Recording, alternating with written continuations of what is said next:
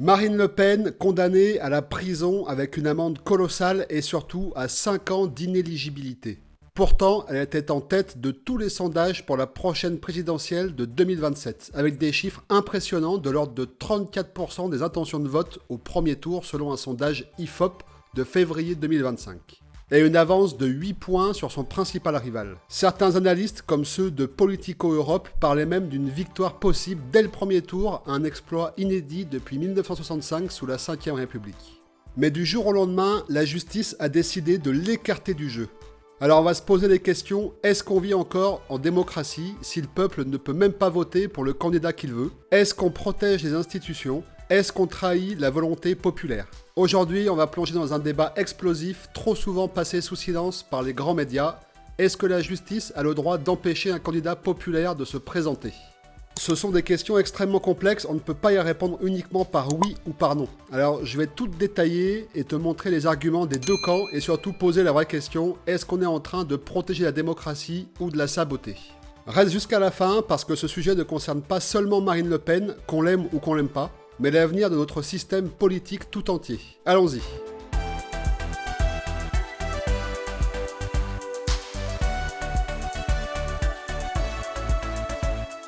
Alors le 31 mars 2025, Marine Le Pen, présidente du Rassemblement national, est condamnée par le tribunal correctionnel de Paris à une peine lourde. 4 ans de prison, dont 2 avec sursis. Une amende de 250 000 € et surtout 5 ans d'inéligibilité avec exécution provisoire. Pour te donner une idée de ce que ça signifie, l'exécution provisoire implique que même si elle fait appel, ce qu'elle a immédiatement annoncé, la peine s'applique dès maintenant. En clair, elle est interdite de se présenter à toute élection, y compris la présidentielle de 2027, pour laquelle elle était la grande favorite. Mais de quoi est-elle accusée exactement? Cette condamnation fait suite à l'affaire des assistants parlementaires du RN au Parlement européen. Entre 2004 et 2016, le parti, alors appelé Front National, aurait employé des assistants parlementaires qui, en réalité, travaillaient pour le parti en France et non pour les eurodéputés à Bruxelles. Selon l'enquête, cela représente un détournement de fonds publics européens à hauteur de 6,8 millions d'euros sur cette période, d'après les estimations du Parlement européen. Marine Le Pen, en tant que présidente du parti, a été jugée directement responsable, bien qu'elle ait toujours nié ses accusations, affirmant que ses emplois étaient légitimes. Mais alors ce qui choque dans cette affaire, c'est surtout le timing et les conséquences politiques. Regardons les chiffres. Un sondage IFOP publié le 15 février 2025 a donné Marine Le Pen à 34% des intentions de vote au premier tour, loin devant tous ses concurrents. Pour te donner un ordre de grandeur, Emmanuel Macron, lors de sa réélection en 2022, avait obtenu 27,8% au premier tour. Marine Le Pen était donc en position de force avec une dynamique électorale jamais vue pour son parti. Certains experts, comme le politologue Jean-Yves Camus, estimaient même qu'elle avait une chance réelle de l'emporter dès le premier tour. Un scénario qui n'est arrivé qu'une seule fois sous la Ve République en 1965 avec Charles de Gaulle. Et pourtant, dans un claquement de doigts, la justice l'a écarté de la course. Alors, est-ce que c'est légal? Oui, absolument. La loi française, via l'article L7 du Code électoral, prévoit qu'une condamnation pour certains délits, comme le détournement de fonds publics, entraîne automatiquement une inéligibilité qui peut aller jusqu'à 10 ans. Mais est-ce que c'est démocratique? C'est là que le débat commence à devenir brûlant. Alors juste pour préciser ça maintenant, avant que les rageux se mettent à écrire n'importe quoi en commentaire, cette vidéo n'est pas là pour dire si oui ou non Marine Le Pen mérite cette condamnation. Elle mérite évidemment les sanctions qu'elle a eues, comme la prison et les amendes, ça, il n'y a pas de problème là-dessus. Tu fais un délit, tu es condamné, et c'est encore normal aujourd'hui. Ce déchaînement de haine envers la juge du procès Bénédicte de Pertuis devrait être sanctionné très sévèrement. Bref, c'est reparti. Du côté des défenseurs de Marine Le Pen et de ses électeurs, l'argument est très clair. Dans une démocratie, le peuple est souverain et personne, pas même la justice, ne devrait pouvoir lui retirer son droit de choisir. Le raisonnement est simple. Si des millions de Français veulent voter pour Marine Le Pen, même après sa condamnation, c'est leur droit le plus fondamental. La démocratie, c'est la voix du peuple, pas celle des juges. En imposant une inéligibilité, on prive les citoyens de leur liberté de choix. Et ça, c'est perçu comme une atteinte directe à la souveraineté populaire. Prenons un exemple concret pour illustrer ce point. En 2018, au Brésil, Luiz Inácio Lula da Silva, ancien président et figure de la gauche, était en tête des sondages pour l'élection présidentielle. Mais il a été condamné pour corruption dans l'affaire Lava Jato et emprisonné, ce qui l'a rendu inéligible. Résultat, Bolsonaro, un candidat d'extrême droite, a remporté l'élection avec 55% des voix au deuxième tour.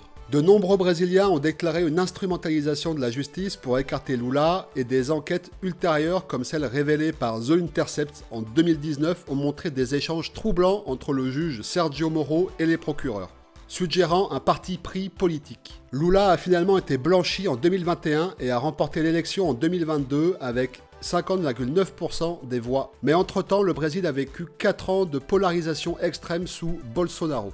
Alors ce genre de précédent fait peur. Si la justice peut écarter un candidat populaire, qu'est-ce qui empêche des jugements politiques déguisés ? En France, on n'oublie pas l'histoire de l'affaire Fillon en 2017. François Fillon, alors favori de la présidentielle, a été mis en examen pour détournement de fonds publics dans l'affaire des emplois fictifs de sa femme Pénélope.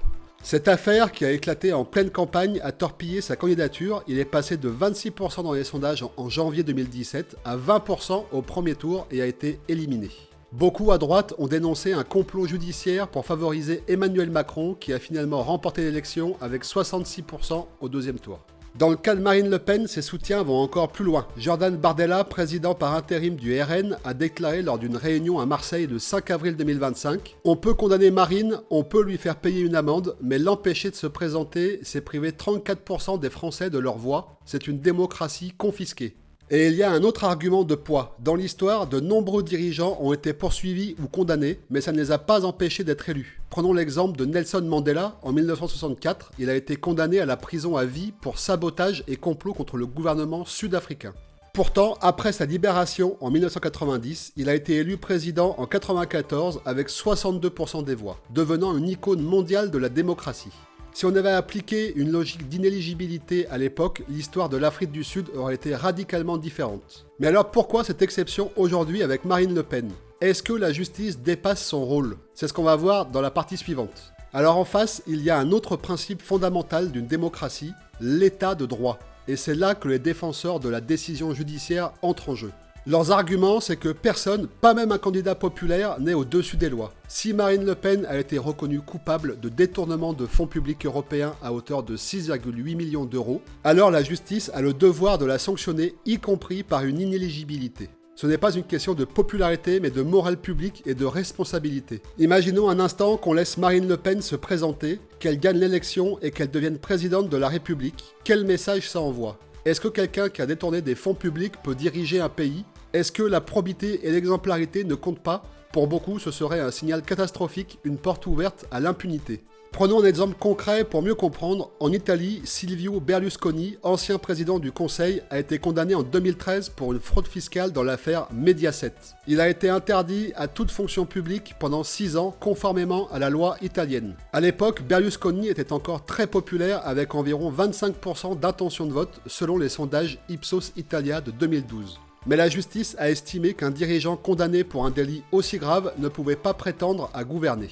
Cette décision a été largement saluée comme une victoire de l'état de droit, même si elle a divisé l'opinion publique. En France, les lois sur l'inéligibilité existent précisément pour protéger la République contre ce genre de situation. L'article L7 du code électoral que j'ai mentionné plus tôt est clair. Une condamnation pour détournement de fonds publics entraîne une inéligibilité automatique. Et ce n'est pas une nouveauté. Depuis la loi de 1995 sur la transparence de la vie publique, renforcée en 2017 après les scandales comme l'affaire Cahuzac, où l'ancien ministre du budget a été condamné pour fraude fiscale, la France a renforcé ses règles pour garantir l'exemplarité des élus. D'ailleurs, les chiffres parlent d'eux-mêmes. Selon un rapport de Transparency International publié en 2024, 68% des Français estiment que la corruption en politique est un problème majeur et 72% soutiennent des sanctions plus sévères pour les élus condamnés, y compris l'inéligibilité. Dans ce contexte, laisser Marine Le Pen se présenter malgré sa condamnation serait perçu comme un affront à ses valeurs. Mais il y a un autre aspect à prendre en compte, la protection des institutions.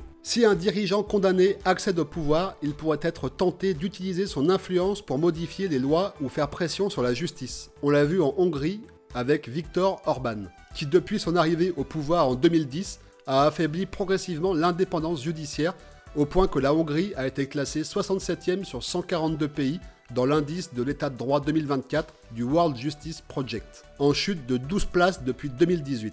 Donc pour les défenseurs de la justice, l'inéligibilité de Marine Le Pen n'est pas une atteinte à la démocratie, mais un garde-fou essentiel pour protéger ses fondations. Mais est-ce que cet argument tient vraiment la route? C'est ce qu'on va explorer dans la partie suivante. Alors ça y est, on arrive au cœur du sujet, et c'est là que ça devient vraiment compliqué. Qu'est-ce qui est le plus important dans une démocratie? La volonté du peuple, même si elle est imparfaite, voire risquée, ou le respect des lois, même si elles vont à l'encontre de cette volonté? D'un côté, il y a l'idée d'une démocratie totale où le peuple a le dernier mot, quoi qu'il arrive. Dans cette vision, si 34% des Français veulent voter pour Marine Le Pen, ils doivent pouvoir le faire, même si elle a été condamnée.